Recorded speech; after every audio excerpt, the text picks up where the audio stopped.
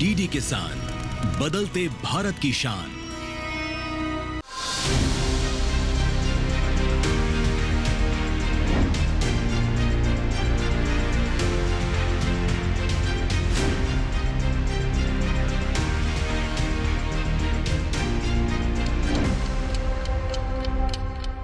नमस्कार, दूरदर्शन किसान पर आप सभी का बहुत स्वागत है। आप देख रहे हैं कार्यक्रम विचार विमर्श और मैं हूं आपके साथ पुलकित शुक्ला।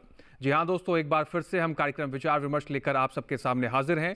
खेती किसानी के क्षेत्र में से जुड़ी हुई कुछ खास जानकारियां, कुछ परिवर्तनशील जानकारियां आप तक पहुंचाने की कोशिश इस कार्यक्रम के जरिए हम करते हैं, ताकि हमारे किसान भाइयों की ज़मीनों में और किसान भाई की जो मेहनत होती है उसमें परिवर्तन लाया जा सके। किसान भाई जो बहुत मेहनत से दिन रात एक करके अपनी फसलें उगाते हैं, उसका सही जो दाम है उनको मिल सके, उनकी लागत को कम किया जा सके, किसानों की ज़िंदगी में बदलाव ला सके। इस कार्यक्रम के जरिए हम ये कोशिश करते हैं। आप सभी जानते हैं कि न केवल हमारे देश में बल्कि पूरी दुनिया में जनसंख्या एक बहुत बड़ी चुनौती की तौर पर उभरती हुई नजर आ रही है। दिन ब दिन ये जनसंख्या बढ़ती जा रही है और अगर खेती के परिप्रेक्ष्य से बात करें तो कहीं ना कहीं जो खेती उपयोगी ज़मीन है उसकी जो संख्या है या फिर उसकी जो मात्रा है वो धीरे धीरे कम होती जा रही है।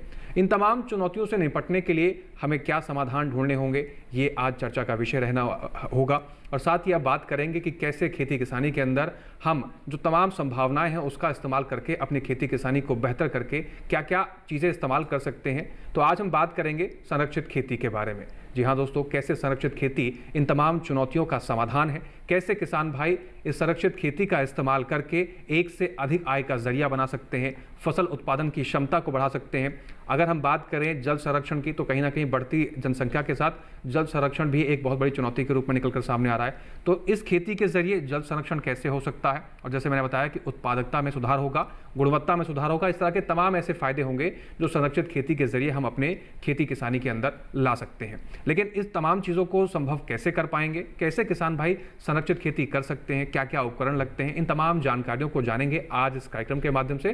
कुछ खास मेहमान हमारे साथ जुड़ गए हैं स्टूडियो में। आप सबसे मैं उनका तारुफ करा देता हूं। सबसे पहले आज हमारे साथ स्टूडियो में मौजूद हैं डॉक्टर मानचंद सिंह जी। आपका बहुत स्वागत है मानचंद जी। आप प्रिंसिपल साइंटिस्ट हैं green house horticulture ICR IRI new Delhi से। साथ ही आज हमारे साथ एक और खास मेहमान है संदीप पुरी जी, आपका भी बहुत स्वागत है। आप वाइस प्रेसिडेंट हैं बोरोग इंडिया प्राइवेट लिमिटेड से। साथ ही आज हमारे साथ कमलेश चौधरी जी हैं, प्रोग्रेसिव फार्मर हैं, जयपुर राजस्थान से। आपका भी बहुत स्वागत है कमलेश जी। चर्चा को हम आगे बढ़ाएं, इस विषय पर कुछ महत्वपूर्ण जानकारी आप तक पहुंचाएं, कुछ सवाल जवाब का सिलसिला आगे बढ़ाएं, लेकिन उससे पहले इस विषय से जुड़ी हुई एक खास रिपोर्ट पर आइए नजर डाल लेते हैं।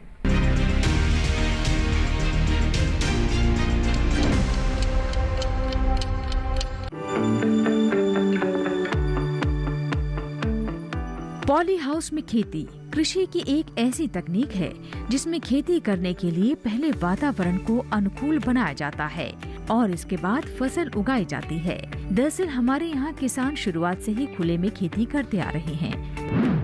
हालांकि इसमें जलवायु परिवर्तन के कारण मौसम में हो रहे उतार चढ़ाव, जैसे अत्यधिक या अपर्याप्त ठंड, गर्मी, बारिश, हवा और अपर्याप्त वाष्पोत्सर्जन से जुड़ी कई समस्याओं का सामना करना पड़ता है। साथ ही कीटों आदि से भी फसल को नुकसान की आशंका रहती है। लेकिन पॉली हाउस में खेती करने से किसान खुले में खेती के दौरान आने वाली चुनौतियों से छुटकारा पा सकते हैं।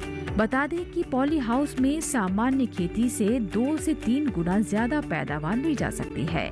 पॉली हाउस में खेती के कई फायदे हैं, जैसे पॉली हाउस में खेती करने से फसलों की पैदावार बढ़ने के साथ साथ संसाधनों जैसे मिट्टी, पानी, पोषक तत्व, फसल उत्पाद और वातावरण की गुणवत्ता भी बढ़ती है, जो खेती के लिए काफी जरूरी है। पॉली हाउस का इस्तेमाल नर्सरी तैयार करने के लिए भी किया जाता है। इसमें बेमौसम फूल गोभी, बंद गोभी, भिंडी, खीरा, टमाटर और परवल आदि सब्जियों की खेती की जा सकती है। पॉली हाउस बनाने में किसानों को खर्च अधिक पड़ जाता है, लेकिन बेमौसम सब्जी उत्पादन होने से कीमत 3 से 4 गुना अधिक मिल जाती है। पॉली हाउस बनाने से पहले कुछ बातों को ध्यान में रखें। इसके लिए ऐसी जगह चुनें जहां हवा कम चलती हो, दिन भर धूप रहती हो और साथ ही सिंचाई की उचित व्यवस्था हो। पॉली हाउस की दिशा पूर्वी पश्चिम होनी चाहिए, जिससे सूरज की रोशनी पौधों को दिन भर ज्यादा समय तक मिलती रहे। पॉली हाउस जमीन से कुछ ऊंचाई पर उठा होना चाहिए, जिससे नमी या पानी न रुके। जमीन की ढाल ऐसी होनी चाहिए कि सतह पर पानी पॉली हाउस से दूर रहे, नहीं तो फसल में रोग आने की आशंका बढ़ जाती है।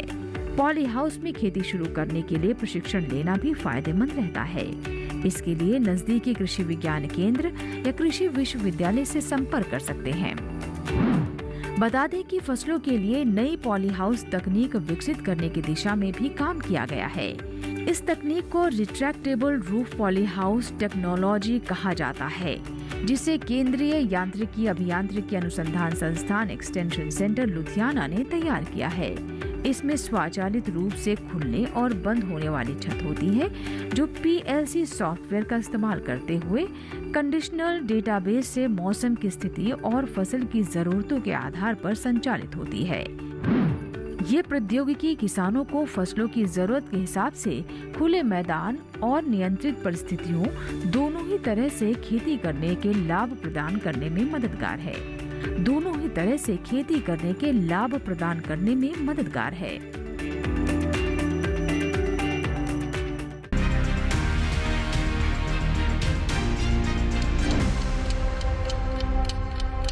तो इस रिपोर्ट के जरिए हमने समझने की कोशिश की इसमें संभावनाएं क्या है, लेकिन जमीनी तौर पर क्या हकीकत है, क्या फसाना है, इसको और बारीकी से समझते हैं। रुक करते हैं डॉक्टर मानचंद जी का। सबसे पहले डॉक्टर मानचंद जी, अगर हम किसानों की बात करते हैं, अभी हमारे देश के अंदर किसान भाई किस स्थिति में है आपसे भली भांति कोई नहीं जानता, क्योंकि आप रोज़मर्रा के जीवन में ICR से जुड़े हुए हैं और इस संस्थान से जुड़े होने के नाते आपका रोज़ का पाला पड़ता होगा किसान भाइयों से।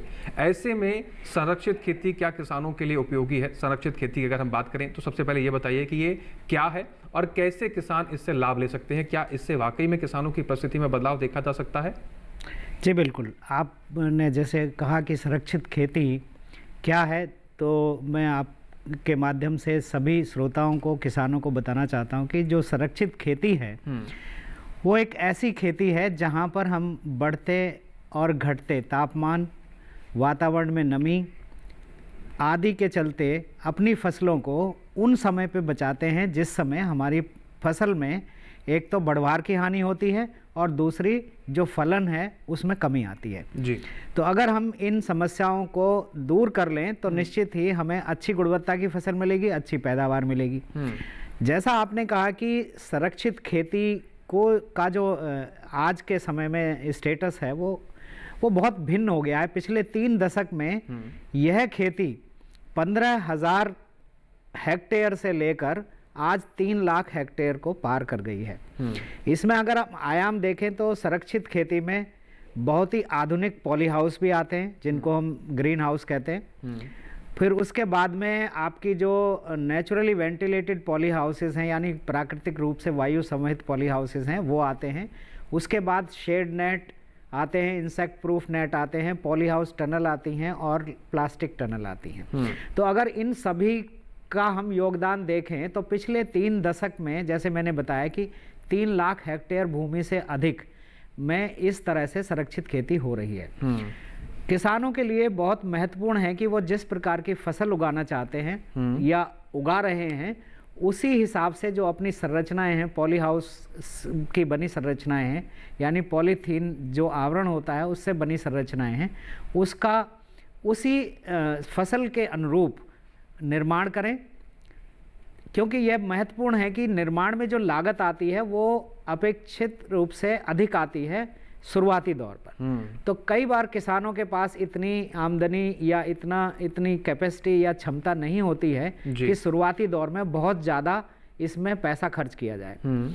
सरकारों के माध्यम से जो सब्सिडी है, अनुदान है, वो उपलब्ध है और वो प्रत्येक राज्य में लगभग 50 से 60% है। तो जो केंद्र सरकार है उसने इस बात का ध्यान रखा है कि जो किसान संरक्षित खेती में अपना रुझान रखते हैं या रुचि रखते हैं, वो अगर संरक्षित खेती करते हैं किसी भी फसल की, चाहे वो सब्जी हो, फूल हो या फल हो, उनके लिए बहुत सुविधाएं दी गई हुई हैं मिशन हॉर्टिकल्चर के माध्यम से भी। और जो हमारी जो ये एक योजना है जिसमें बागवानी का विकास होता है, जिसको हम जो ये राष्ट्रीय बागवानी बोर्ड है वो इसको उपलब्ध कराती है।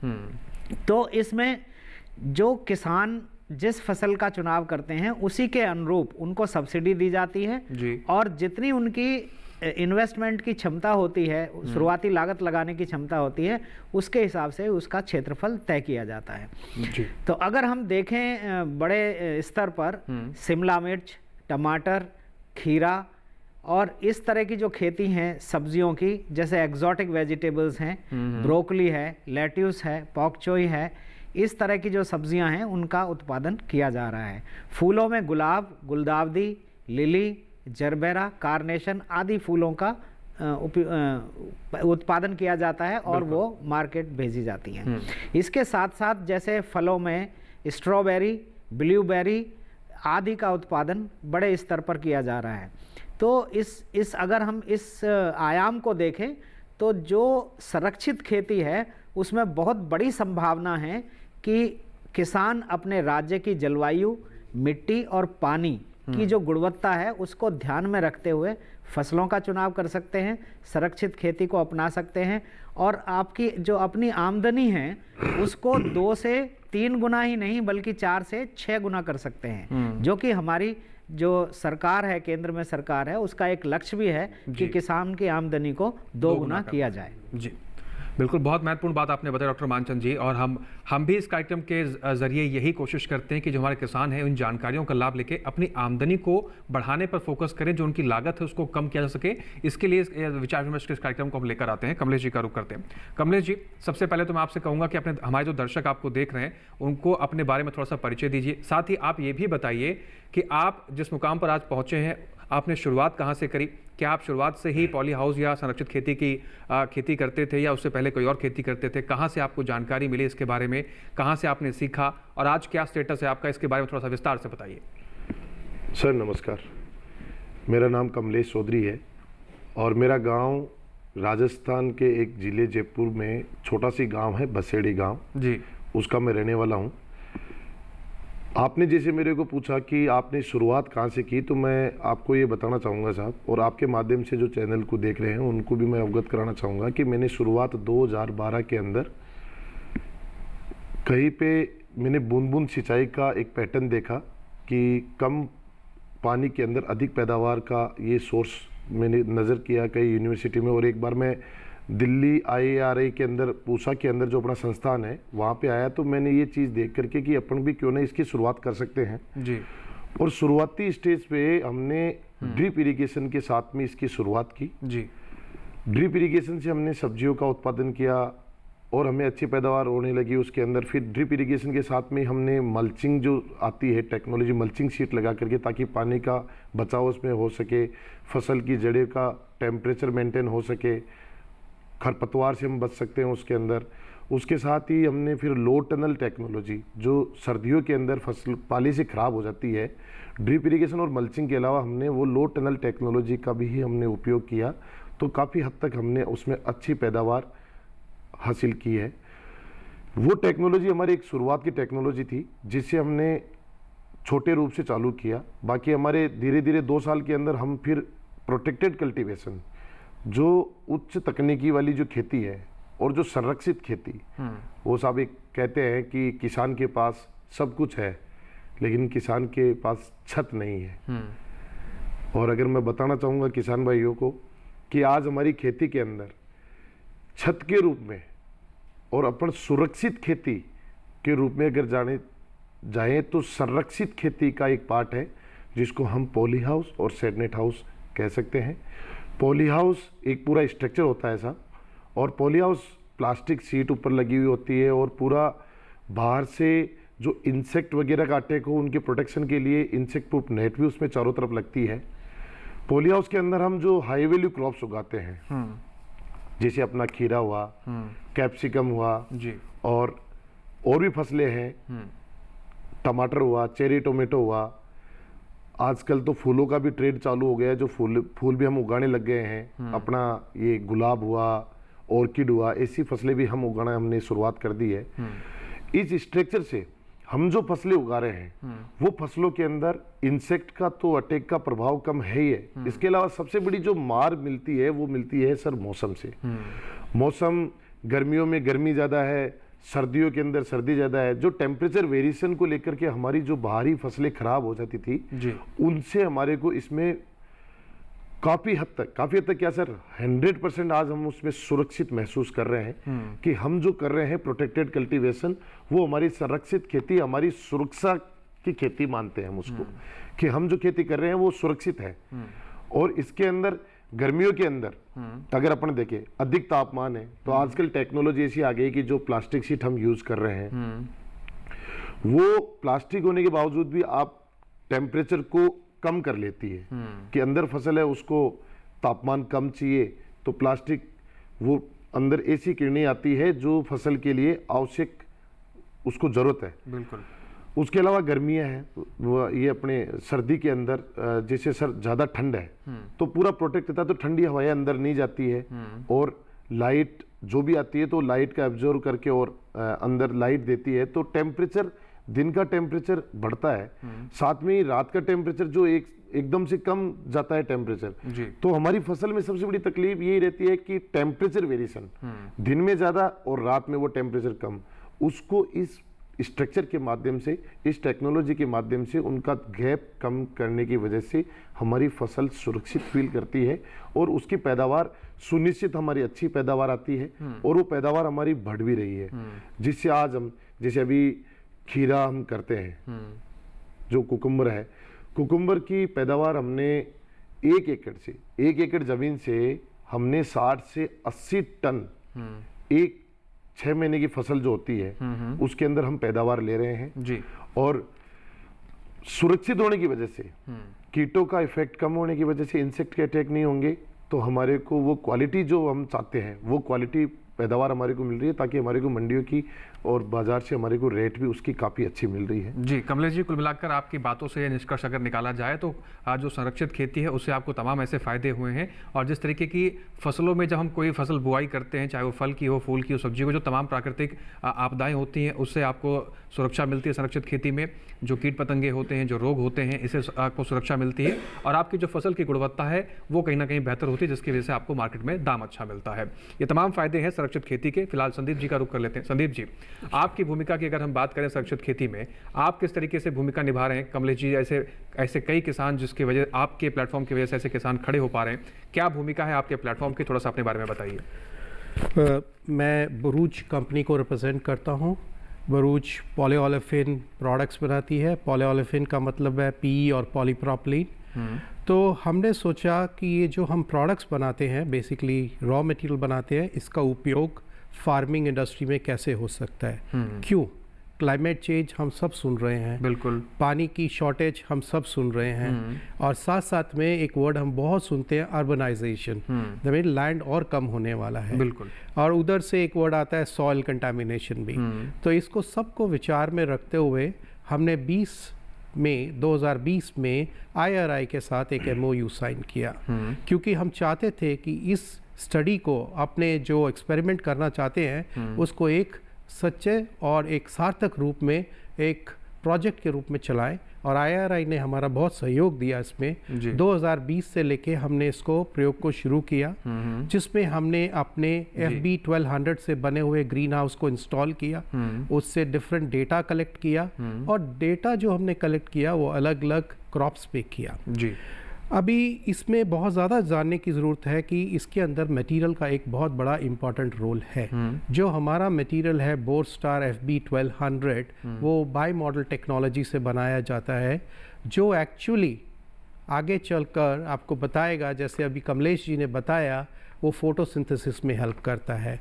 हमारा प्रोडक्ट जो है वो मैट फिनिश देता है, जिससे जो डिफ्यूज़ लाइट है वो एक इक्वली अनुपात में ग्रीन हाउस के अंदर जाती है, जिसकी वजह से पौधे का जो संरक्षण और पौधे का जो कहना चाहिए वैल्यू है वो बेटर रहती है, और उसका उत्पाद बेटर होता है। जी, तो आप ऐसे मटेरियल्स बना के हमारे किसान भाइयों के लिए ये प्रोवाइड कराते हैं, ताकि किसान भाई संरक्षित खेती में आगे बढ़ें, और संरक्षित खेती में जो उपकरणों का प्रयोग है वो आपके द्वारा हमारे किसान भाइयों तक पहुंचाया जाता है। ये बहुत अच्छी बात है कि आप इस तरीके के काम कर रहे हैं, और हम आशा करेंगे कि आगे भी आप इस तरह से प्रयोग करते रहिए, एक्सपेरिमेंट करते रहिए, ताकि हमारे किसानों की और हमारे खेती की जो दशा है देश के अंदर वो तेज़ी से और बदले, और किसान हमारे विकास की ओर अग्रसर हो। चर्चा को आगे बढ़ाएंगे, कुछ और महत्वपूर्ण जानकारी जानेंगे, लेकिन उससे पहले यहाँ वक्त हो गया एक छोटे से ब्रेक का। आप बने रहें, देखते रहें कार्यक्रम विचार विमर्श।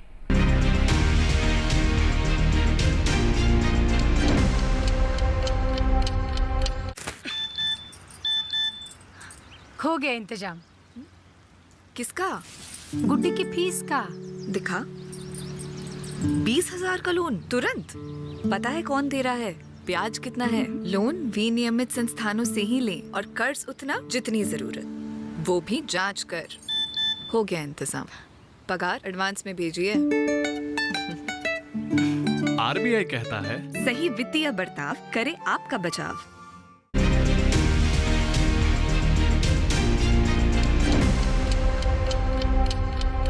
ब्रेक के बाद एक बार फिर से आप सभी का स्वागत है। आप देख रहे हैं कार्यक्रम विचार विमर्श और आज हम बात कर रहे हैं संरक्षित खेती के बारे में। कैसे आप इस संरक्षित खेती से जुड़कर अपने मुनाफे को बढ़ा सकते हैं और कैसे आने वाली जो चुनौतियां हैं, जो तमाम तरह की चुनौतियां हम रोजमर्रा के जीवन में देखते हैं, उससे कैसे आप निपट सकते हैं, उसका समाधान है संरक्षित खेती। रुक करते हैं डॉक्टर मानचंद जी का फिर से एक बार। डॉक्टर मानचंद जी, हमारे जो सफल किसान हैं कमलेश जी, इन्होंने थोड़ी देर पहले एक जिक्र किया कि हमारे किसान भाइयों को जो छत चाहिए। अब बात हम उन किसानों की करते हैं, ऐसे कई किसान हैं हमारे देश में जिनके पास आज भी रहने के लिए छत नहीं है, लेकिन खेतों में छत चाहिए। कैसे देखते हैं आप इस चीज़ को? उन किसानों के लिए कैसे संरक्षित खेती यूजफुल है जिनके पास रहने के लिए छत नहीं है, लेकिन वो अपनी फसलों में और अपने खेतों में छत लगाना चाहते हैं या पॉली हाउस की खेती करना चाहते हैं, ग्रीन हाउस की खेती करना चाहते हैं? उनके लिए क्या समाधान है, क्या योजनाएं हैं, कैसे वो भी इस चीज़ का हिस्सा बन सकते हैं? जी बिल्कुल। आपने कहा कि जो किसान हैं करना चाहते हैं और छोटे किसान हैं। जी।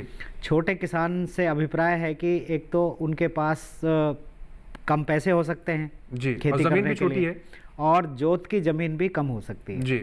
तो इस तरह के किसानों के लिए जो हमारा संस्थान, जैसा कि आप जानते हैं कि हमारा संस्थान जो है पूसा संस्थान के नाम से जाना जाता है, वहाँ पर संरक्षित कृषि केंद्र एक पिछले 25 साल से काम कर रहा है। और हमने विभिन्न राज्यों के विभिन्न तरीके के किसानों को, प्रोग्रेसिव किसान और छोटे स्तर के किसान, यहाँ तक कि जो माली के लेवल का काम करते हैं, वो उस तरह के किसानों को कई बार प्रशिक्षण दिया है। और इन लगभग सभी प्रशिक्षणों की संख्या आज तक अगर हम 25 साल में जोड़ें तो ये 105 से अधिक हो चुकी है। यानी कि हमने करीब करीब 30,000 लोगों को प्रशिक्षित किया है इस तकनीकी पे। जी। तो इस तकनीकी में हम छोटे किसान के लिए, जिसके पास जोत भी कम है और पैसे भी कम है, उसके लिए हमने बहुत सारे ऐसे ट्रेनिंग मॉड्यूल रखे जिसमें हमने 3 दिन के 2 दिन की ट्रेनिंग दी, ताकि वो एक छोटी नर्सरी बना सकें, 200 स्क्वायर मीटर की, 100 स्क्वायर मीटर की। तो इस तरह की जो नर्सरी में हम पौधे उगा सकते हैं जी, नर्सरी व्यवसाय कर सकते हैं।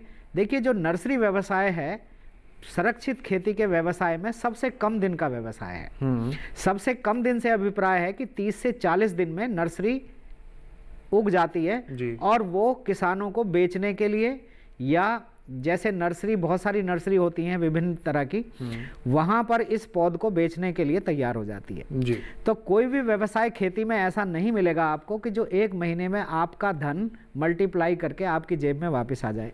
तो ऐसे किसानों के लिए संस्तुति है कि 100 मीटर का, 200 मीटर का पॉली हाउस एक बनाएं और उसमें नर्सरी का व्यवसाय करें। इसमें जैसा मैंने अभी बताया कि ऐसी बात नहीं है कि इस किसान के लिए अनुदान की व्यवस्था नहीं है, इस किसान के लिए भी अनुदान की व्यवस्था है जी। लेकिन ऐसे अनुदान की व्यवस्था है कि अगर वो 5 किसान मिलकर कोई ऐसी खेती करना चाहते हैं तो 5 किसानों के समूह को अनुदान मिल जाएगा, 10 किसानों के समूह को मिल जाएगा। जैसा आपने सुना है कि किसान समूह जो PFOs होते हैं, उनके लिए भी ये उपलब्ध होता है। तो वो कलेक्टिवली फार्मिंग कर सकते हैं, छोटे छोटे 10 लोग मिलकर एक बड़ी फार्मिंग कर सकते हैं जी। तो यहाँ पर जो मैंने व्यवसाय बताया है, एक तरीका बताया है कि वो नर्सरी अगर पैदा करें तो बाकी किसानों को नर्सरी उपलब्ध होगी जी। तो बाकी किसानों को वैरायटी नहीं ढूंढनी होगी, पौध नहीं उगानी होगी, उनको पौध उगी उगाई मिल जाएगी। तो इस तरह का संबंध अगर एक दूसरे के साथ वो अनुस्थापित करते हैं तो उनके लिए यह संरक्षित खेती बहुत ही सरल और संभव हो सकेगी जी। इसमें जैसा आपने कहा कि विभिन्न तरह की चीजें उगा सकते हैं, निश्चित रूप से शोभा के लिए जो फूल वाले पौधे होते हैं, गमलों वाले जो पौधे होते हैं, वो उगाए जा सकते हैं, जिनका सामान्य से टाइम 4 से 6 महीने का होता है, फिर वो बाजार में चले जाते हैं। और इसी तरह से कुछ ऐसे पौधे उगा सकते हैं जिनका सामान्यतः 1 साल से अधिक का टाइम होता है।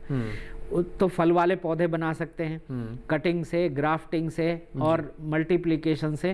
तो वो जो पौधे हैं वो जितनी उनकी आयु बढ़ेगी उनका उतना ही दाम बढ़ता है जी। तो उसमें पेरिसेबिलिटी नहीं होती। जिस तरह से नर्सरी में अगर नर्सरी की सीडलिंग ओवर हो जाती है तो उसका दाम नहीं मिलता है या कम मिलता है जी। तो इस तरह के अगर पौधे वो उगाएंगे, जैसे फलों के पौधे हैं, शोभाकारी पौधे हैं, तो उनका जितने बड़े हो जाएंगे उतना ही अच्छा दाम मिलेगा। तो संरक्षित खेती में बहुत सारी संभावनाएं हैं इसको अपनाने की। जैसे हमारे किसान ने बताया कि अभी कि वो खीरे की खेती उन्होंने की, तो खीरे की खेती साल में 3 बार की जा सकती है जी। तो इसमें ध्यान क्या रखना है? सिर्फ किस्मों के चुनाव का ध्यान रखना है।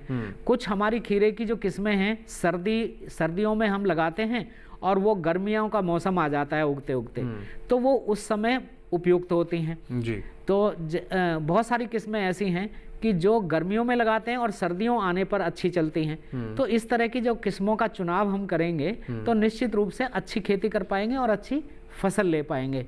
इसी के साथ साथ जैसे हमारे किसान ने बताया कि फूलों की खेती भी हम करने लगे हैं, तो फूलों की खेती में एक ऐसा संबंध भी है कि एक बार लगाने के बाद 4 से 6 साल तक वो फसल देती रहती हैं। यानी किसान को एक बार लगाकर बार बार नहीं लगानी पड़ती, तो 4 से 6 साल तक उसमें आमदनी होती रहती है। जैसे हाइब्रिड गुलाब है जिसको डच गुलाब कहते हैं, उसकी खेती कर सकते हैं, जरबेरा की खेती कर सकते हैं, कार्नेशन की खेती कर सकते हैं।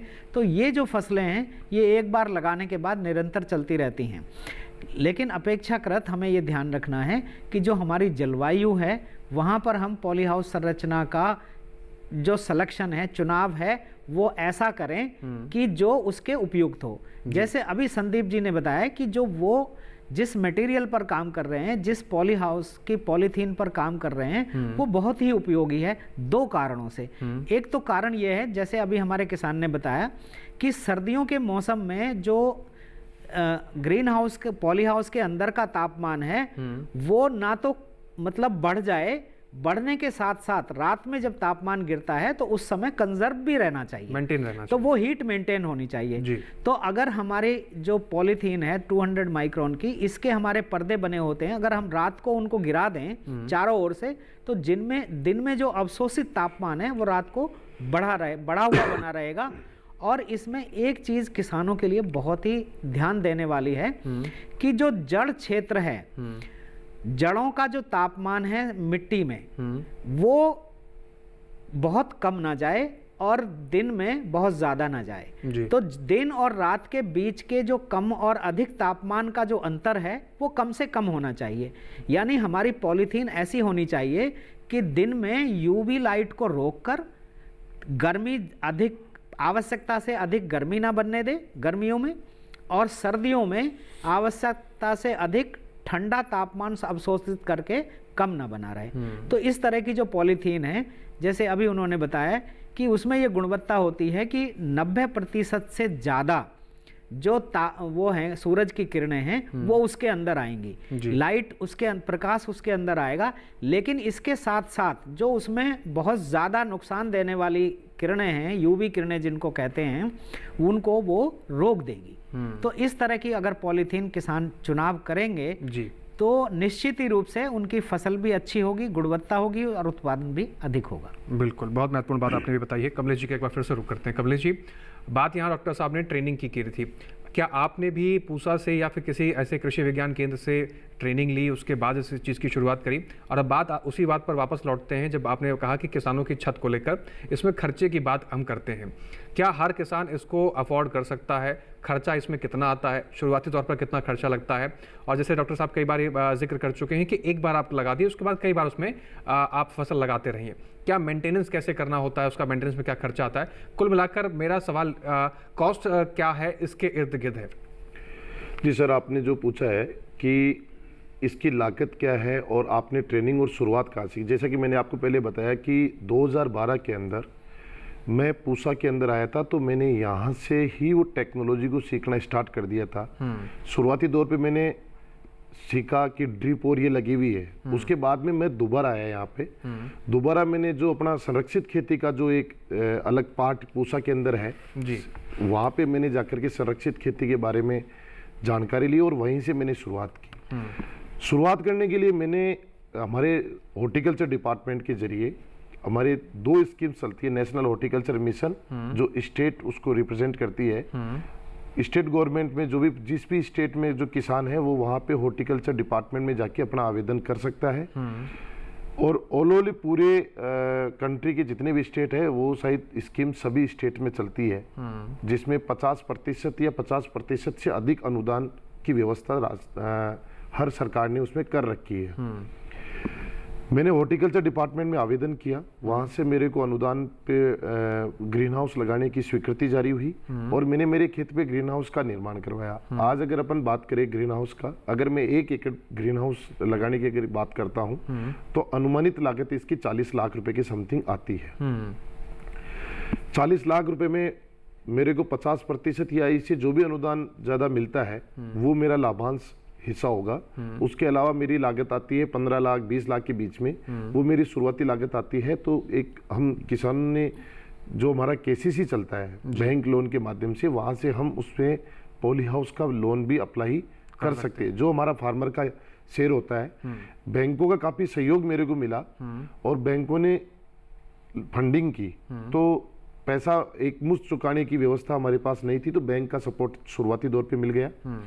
उसके बाद में हमने जो पैदावार की वो बैंक का फाइनेंस भी चुकता गया और अच्छी पैदावार भी हम करते गए। इसके साथ में ही अगर अपन बात करें कि एक पॉली हाउस अपन ने लगा लिया, अब उसका क्या मेंटेनेंस है, आने वाले समय में उस पर और दोबारा खर्चा कब आ सकता है, तो अपन ये मान के चले सर कि कम से कम जो ग्रीन हाउस का स्ट्रक्चर बनता है वो पूरा पाइप पे बनता है। पाइप का उम्र तो काफी लंबा है, लेकिन जो उस पर लगने वाली पॉलीफिल्म है, जो प्लास्टिक सीट लगती है, वो प्लास्टिक सीट की लाइफ जो होती है वो आप 5 साल मान के चलिए साहब कि 5 साल बाद में हमारे को प्लास्टिक सीट चेंज करनी पड़ती है।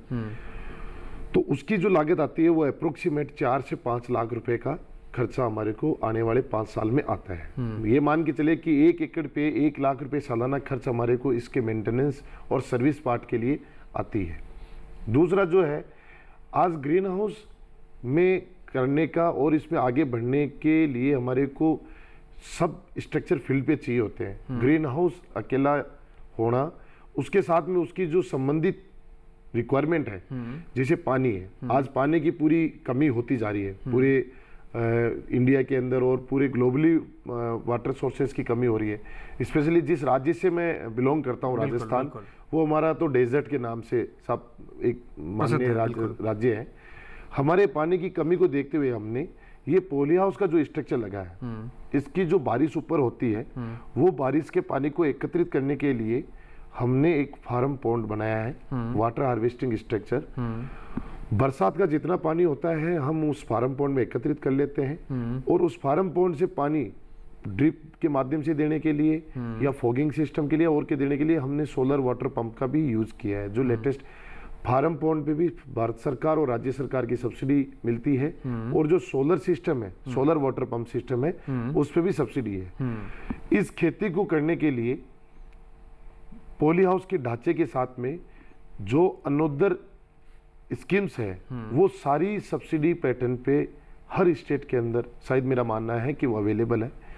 जरूरत है सर आज के तारीख में फार्मर को ये जानने का, और स्पेशली मैं कहना चाहूँगा मेरे जो युवा किसान भाई हैं, बिल्कुल, जो बेरोजगारी के दौर से गुजर रहे हैं, मैं उनके लिए इस चैनल के माध्यम से एक मैसेज देना चाहूँगा कि युवा किसान बने। युवा किसान बहुत स्पीड से आगे बढ़ेगा क्योंकि वो हर चीज को समझ सकता है, टेक्नोलॉजी को समझ सकता है और उसमें आगे बढ़ने के लिए उसके लिए बेटर अपॉर्चुनिटी उसके सामने है, बिल्कुल, वो उसको कर सकता है। आज मेरे क्षेत्र में मेरे आसपास के बहुत सारे युवा किसान जिनकी उम्र की अगर मैं बात करूं तो सर वो भी 22, 23, 25 साल के युवा फार्मर हैं जो मेरे से जुड़े हुए हैं। हमारा एक फार्मर्स का, युवा फार्मर्स का एक हमने FPO भी डेवलप किया है, फार्मर प्रोड्यूसिंग ऑर्गेनाइजेशन। उसमें हम सब यूथ फार्मर जुड़े हुए हैं जो जिनकी सोच और टेक्नोलॉजी को अडॉप्शन के लिए वो हमेशा एक डिस्कशन पॉजिटिव हो ताकि वो फटाफट डिसीजन लेके आगे बढ़ सकते हैं और निश्चित रूप से हम इसमें आगे बढ़ भी रहे हैं। जैसा कि साहब बता रहे थे कि गुलाब की खेती हम कर सकते हैं, हम गुलाब की खेती भी हमने शुरुआत कर दी है और आने वाले समय में हम ये चीज देखते हैं कि हमारे को कौन सी समस्या सामने आने वाली है, उसकी हम पहले से ही सोच रखना शुरुआत कर देते हैं। आज ऐसी भी खेती है सर जी, जिसमें पानी के साथ साथ आपके खेत की मिट्टी डिपेंड होती है कि कैसी हो। कोई किसान ये कहता है कि मेरे खेत की मिट्टी बालू है या चिकनी मिट्टी है, ऐसा है। ऐसी भी फसलें अपन कर सकते हैं जिनमें किसी प्रकार की मिट्टी और मीडिया की आवश्यकता नहीं है। जैसे ऑर्किड एक फूल है, उसकी खेती करने के लिए हमें किसी प्रकार की मिट्टी और सोइल मीडिया की आवश्यकता नहीं है। तो किसान, आज युवा किसान आगे बढ़ने के लिए कुछ भी टेक्नोलॉजी को वो सर्च कर सकता है, ट्रेनिंग लेने जा सकता है और उसको निरंतर आगे बढ़ सकता है। और इसमें बहुत सारी संभावनाएं आगे दिख रही है और वो निरंतर हम उसमें आगे बढ़ रहे हैं। जी कमलेश जी, आपने बहुत शानदार तरीके से, जिस तरीके से सरकार द्वारा चलाई जा रही तमाम योजनाओं का लाभ लेकर आपने इतना बड़ा संस्थान स्थापित किया, इतना बड़ा प्लांट स्थापित किया इस क्षेत्र के अंदर, ये काबिल तारीफ है। और आपके हौसले और आपके जज्बे से हमारे सभी किसान भाइयों को सीखना चाहिए कि अगर आपके अंदर कुछ करने की अगर आग है तो आप कहीं ना कहीं किसी न किसी तरीके से उस मेहनत से, उस लगन से उस मुकाम को हासिल कर सकते हैं जिस तरीके से कमलेश जी ने अपनी खेती किसानी में परिवर्तन लेके आए हैं। आपको बहुत बधाई देते हैं हम इस कार्यक्रम के माध्यम से कि आपने इतना बड़ा मुकाम हासिल किया है और राजस्थान के तमाम ऐसे युवाओं को भी आप प्रेरित कर रहे हैं। कमलेश जी, साथ ही आपने एक चीज़ का जिक्र किया कि बैंकों का बहुत सहायता आपको मिला, केसीसी की बात आपने करी। आप ये भी जानते होंगे कि किसान के तौर पर कितनी चुनौतियां किसानों को आती हैं बैंकिंग के क्षेत्र में भी। अगर हम उन छोटे मझोले किसानों की बात करें जो उतने पढ़े लिखे नहीं हैं, उतनी जानकारी नहीं है, तो जब लोन की बात आती है या फिर क्रेडिट की बात आती है तो कहीं ना कहीं किसान भाई बैंकिंग के चक्कर में पड़ते हैं और कई बार चक्कर काटने पड़ते हैं। इसलिए किसान भाई सोचता है अरे इन लफड़ों में क्यों पड़ना है, पीछे हट जाते हैं। ऐसी स्थिति में किसानों को किस तरह से आगे बढ़ना चाहिए? आप जब बैंकिंग से सहायता ले रहे थे, क्या आपको भी इस तरह की चुनौतियों का सामना करना पड़ा? कैसे निपटें उस परिस्थितियों से, क्योंकि यह बहुत कॉमन है। बिल्कुल सर, आपने ये बहुत अच्छा प्रश्न मेरे से किया है और इन चुनौतियों से मैं निपटा भी हूं। लेकिन उन चुनौतियों का सामना करने के लिए इसीलिए बार बार सर कह रहा हूं कि युवा फार्मर, मेरे को लोन लेने का ये था कि मेरे को लेना है और ये प्रोजेक्ट करना है। मैं एक नहीं, दो नहीं, 10 बैंकों के पास गया हूं। मैंने मेरा प्रोजेक्ट उनको बताया और मेरी डिमांड मैंने उनके सामने रखी।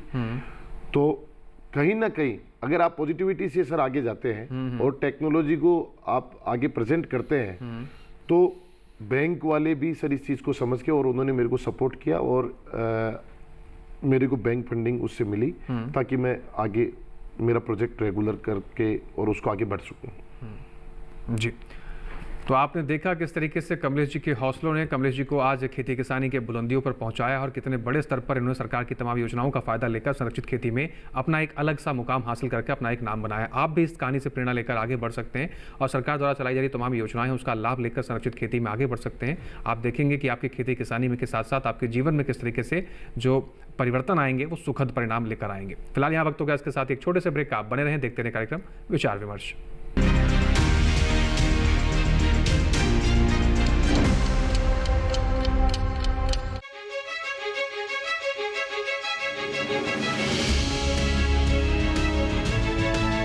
अगर हम किसानों की बात करें, आम जनता की बात करें, उनकी आय बढ़ाने की बात करें, उनके विकास की बात करें, तो कृषि वानिकी जो है किस तरह से मददगार बन रही है। मैंने सबसे पहले बुनियादी चीज़ों में फोकस किया और मुझे ये बड़ा सौभाग्य मिला कि 5 वर्षों में ही मैंने 100% क्षेत्र को विद्युतीकरण कराने का काम किया। आपके नेतृत्व की बात करें, उस समय कृषि कर्मण का जो पुरस्कार है वो आपको दिया गया।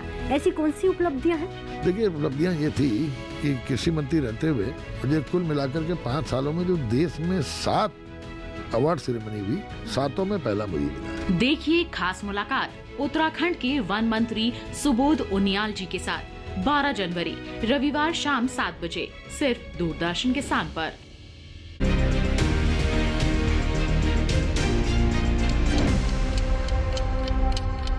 ब्रेक के बाद एक बार फिर से आप सभी का स्वागत है। आप देख रहे हैं कार्यक्रम विचार विमर्श और आज हम बहुत महत्वपूर्ण बात पे चर्चा कर रहे हैं, संरक्षित खेती कैसे आपको फायदा पहुंचा सकती है। आगे बढ़ते हैं, एक बार फिर से संदीप जी का रुख करते हैं। संदीप जी, अगर आज के समय की हम बात करें, टेक्नोलॉजी अडॉप्शन एक बहुत बड़ी चुनौती के रूप में निकल कर आ रही थी, लेकिन जिस तरीके से बदलाव समय में हुआ है, जिस तरीके से खेती किसानी की अगर हम बात करें, जिस तरीके से युवा किसान हमारे इस क्षेत्र में आए हैं और ऐसे तमाम किसान खेती किसानी से जुड़ रहे हैं, तो टेक्नोलॉजी अडॉप्शन बहुत धीरे धीरे आसान होती जा रही है। किसी ने सोचा नहीं था कि जब बैलों से जुताई होती थी तो ट्रैक्टर से जुताई होगी, आज हम ड्रोन तक पहुँच चुके हैं। टेक्नोलॉजी अडॉप्शन किस तरीके से आप देखते हैं खेती किसानी के क्षेत्र में, और आने वाले समय में संरक्षित खेती के अंदर क्या कुछ परिवर्तन आप देख रहे हैं? क्या ये खेती का भविष्य के रूप में आप इसको स्वीकार करते हैं? मैं क्लियरली देखता हूँ कि ये सब यात्रा जो अभी तक हुई है और जो आगे की यात्रा है, बिकॉज मैं यात्रा इसलिए कह रहा हूँ, एक लंबा सफ़र है। बिल्कुल।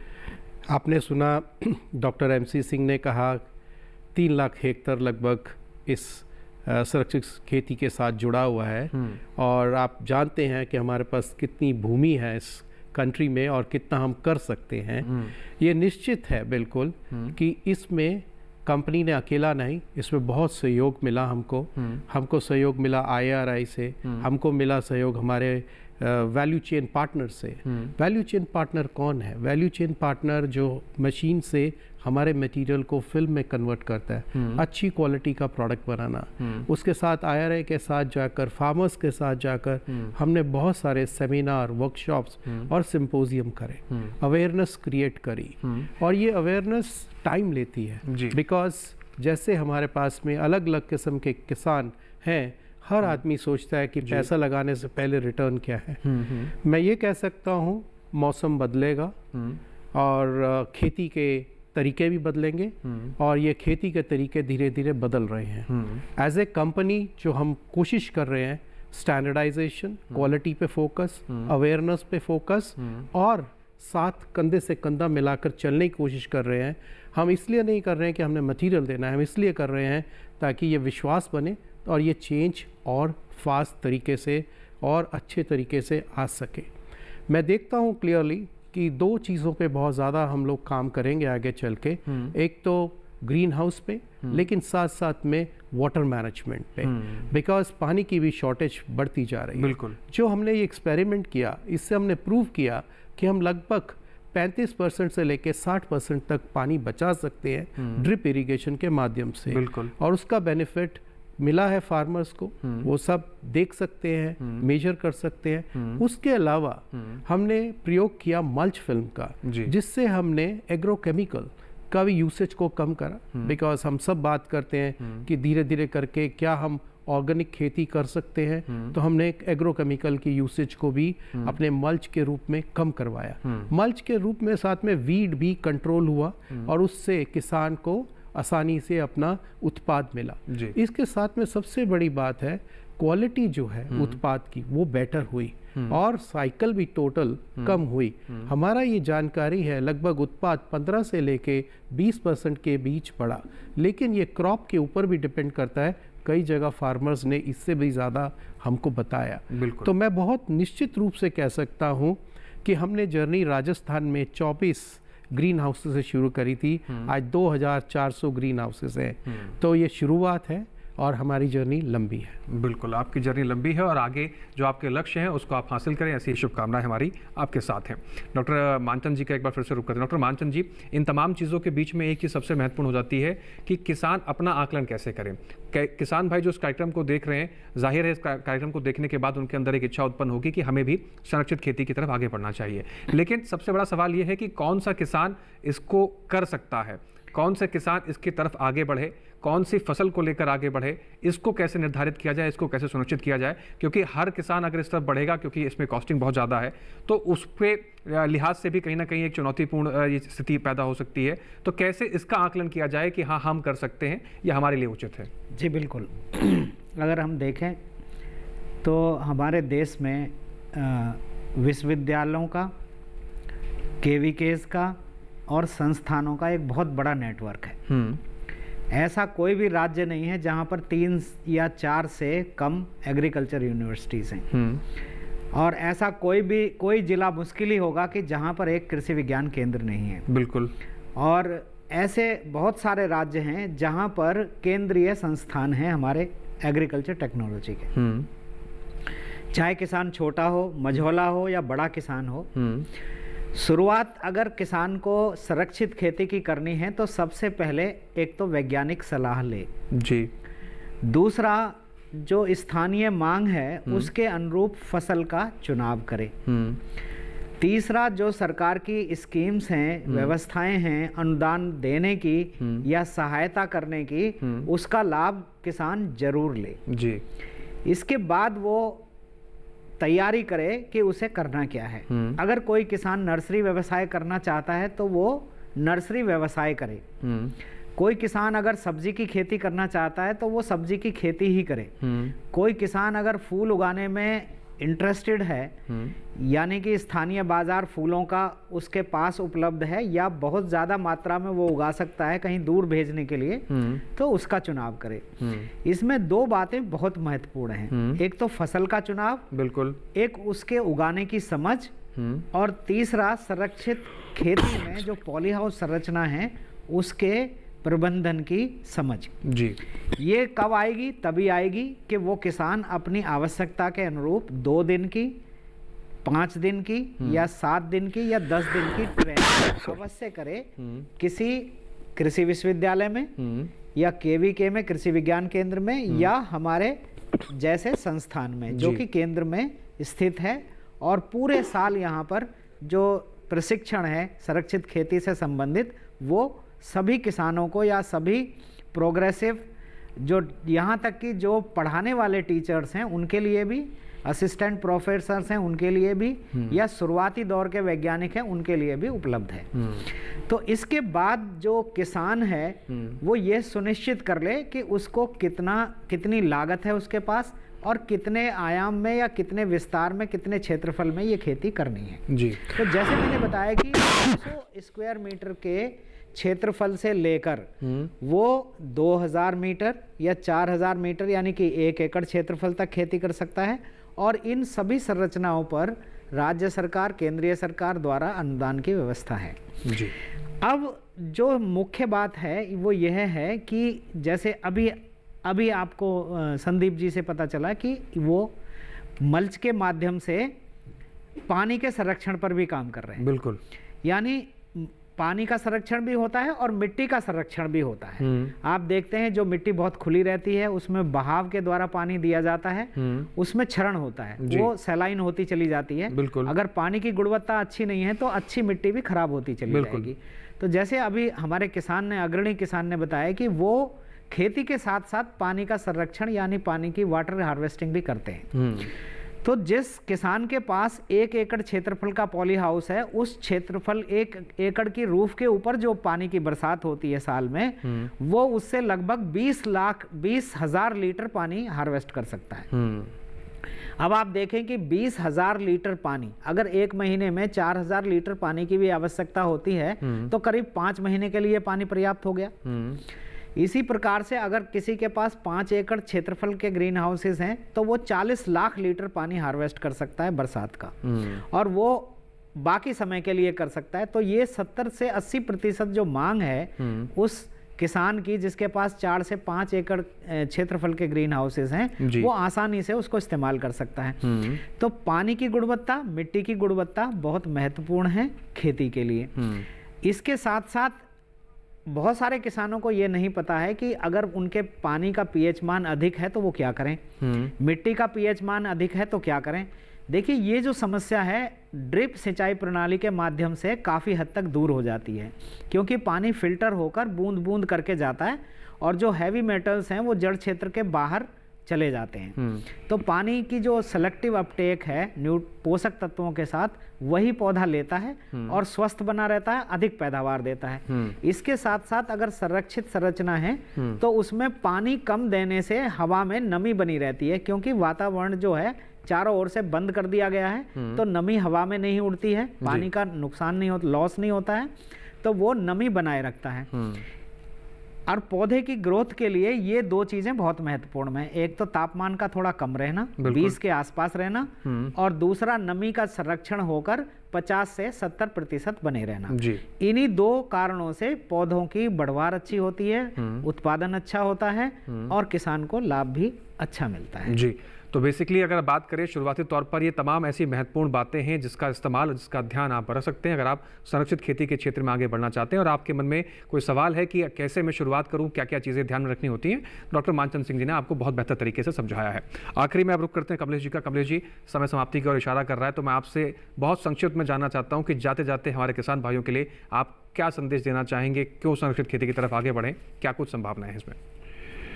सर, मैं किसान भाइयों को ये मेरे माध्यम, आपके चैनल के माध्यम से बताना चाहूँगा कि अब वो परंपरागत खेती वो खेती नहीं रही। अब संरक्षित खेती के माध्यम से किसान अपना जीवन यापन एक अच्छी पोजीशन में जी सकता है।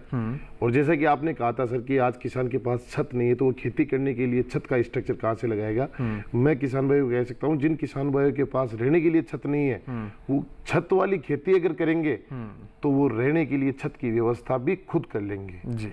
इसीलिए पैसा अधिक कमाने के लिए और इस आज के दौर के अंदर जीवन यापन अच्छा करने के लिए अच्छी खेती और संरक्षित खेती की ओर बढ़ना चाहिए किसान को, और वो इसमें आगे प्रयास करे। और स्पेशली युवा किसान भाइयों इसमें आगे बढ़ेंगे तो निश्चित तौर से वो आगे बढ़ेंगे जी।